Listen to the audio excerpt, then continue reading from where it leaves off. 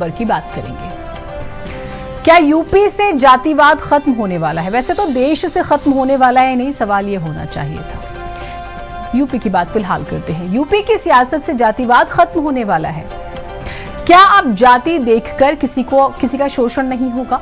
क्या अब जाति के नाम पर राजनीति नहीं होगी? क्या अब जाति देखकर चुनावों में टिकट नहीं बांटे जाएंगे?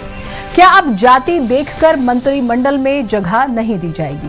क्या अब जाति के आधार पर शादियों में बवाल नहीं होगा? जिसकी जितनी संख्या भारी उसकी उतनी हिस्सेदारी की बातें क्या अब नहीं होंगी? सवाल तो इतने हैं कि पूरा कार्यक्रम खत्म हो जाएगा, लेकिन सवाल खत्म नहीं होंगे। आज के लिए तो फिलहाल कुछ सवाल आपके लिए हमने रखे। अब ये सवाल क्यों पूछ रहे हैं उसे भी समझिए। समाज में जातीय भेदभाव मिटाने और सामाजिक समरसता बढ़ाने को लेकर उत्तर प्रदेश की योगी सरकार ने अहम कदम उठाया। प्रदेश में जाति आधारित रैलियां बैन कर दी गई हैं। साथ ही वाहनों पर जाति बताने वाले स्लोगन नहीं लिख सकेंगे। ऐसे वाहनों का चालान किया जाएगा। इसके अलावा सार्वजनिक स्थानों से जाति वाले स्टिकर जो हैं वो हटाए जाएंगे। पुलिस रिकॉर्ड, नोटिस बोर्ड और गिरफ्तारी मेमो में भी आरोपी की जाति का जिक्र नहीं किया जाएगा। अब पिता के नाम के साथ साथ आरोपी की मां का नाम भी दर्ज होगा। ये फैसला क्यों लिया गया, आपको ये भी बताते हैं। हुआ है कि 19 सितंबर को इलाहाबाद हाईकोर्ट एक शराब तस्करी पर सुनवाई कर रहा था। मामले में याचिकाकर्ता जो है प्रवीण छेत्री ने अपनी गिरफ्तारी के दौरान एफआईआर और जब्ती मेमो में अपनी जाति जो कि भील थी उसे लिखने पर आपत्ति जताई। न्यायमूर्ति विनोद दिवाकर की एकल पीठ ने भी गंभीरता दिखाते हुए इसे संवैधानिक नैतिकता के खिलाफ माना। कहा था जाति का महिमा मंडन राष्ट्र विरोधी है। इसके बाद कोर्ट ने यूपी सरकार को तत्काल प्रभाव से पुलिस के दस्तावेजों में बदलाव करने का आदेश दिया। कोर्ट ने कहा अभियुक्तों, मुखबिरों और गवाहों की जाति से संबंधित सभी कॉलम और प्रविष्टियां हटाई जाए। सरकार क्या कह रही है, सुनिए।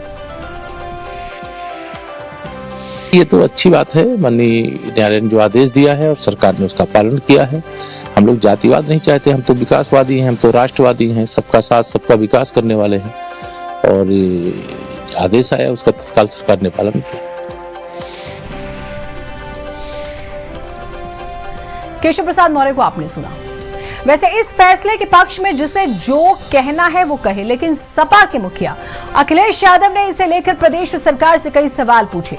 अखिलेश यादव ने अपने पोस्ट में 5 महत्वपूर्ण सवाल उठाए जो योगी सरकार की नीति पर सवालिया निशान लगाते हैं। उन्होंने पूछा 5000 सालों से मन में बसे जातिगत भेदभाव को दूर करने के लिए क्या किया जाएगा? वस्त्र, वेशभूषा और प्रतीक चिन्हों से जाति प्रदर्शन को मिटाने के लिए क्या कदम उठाए जाएंगे? किसी से मिलने पर नाम से पहले जाति पूछने की मानसिकता को खत्म करने के लिए क्या उपाय होंगे? किसी का घर धुलवाने जैसे जातिगत भेदभाव को खत्म करने और झूठे आरोप लगाकर बदनाम करने की साजिशों को रोकने के लिए क्या योजना है? वैसे इस फैसले का एक पहलू और है।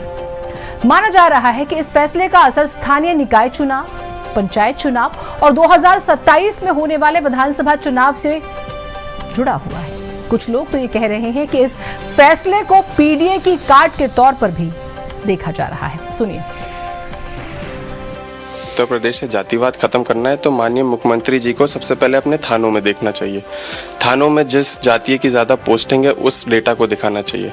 अभी एक हाल ही में आपको पता होगा लखीमपुर की कोऑपरेटिव बैंकिंग का जो डेटा आया था उसमें किन जाति के लोगों को ज़्यादा नियुक्ति मिली, किन लोगों को भरा गया, कहाँ थे पीडीए समाज के लोग, कहाँ हैं उनके नंबर्स। तो जातिवाद अगर ख़त्म करना है सबसे पहले थानों में जो लड़ाई लड़ी जा रही है गरीब लोगों की, पीडीए समाज के लोगों की, जब तक वो थाने में एफआईआर लिखवा के आते हैं, घर पहुंचते हैं, उनके खिलाफ एफआईआर लिख दी जाती है। जैसे भारतीय जनता पार्टी के जितने नेता हैं अपने राजनीतिक मन से किस तरीके से आपत्तिजनक शब्दों का प्रयोग करते हैं, एक जाति विशेष को, एक धर्म विशेष के खिलाफ बोलते हैं। तो इनकी मानसिकता ये नहीं है। इनकी मानसिकता है कि हम किस तरीके से पिछड़ों को, दलितों को, अल्पसंख्यकों को दबा सकें, उनके हक का और अधिकार से उनको वंचित कर सकें।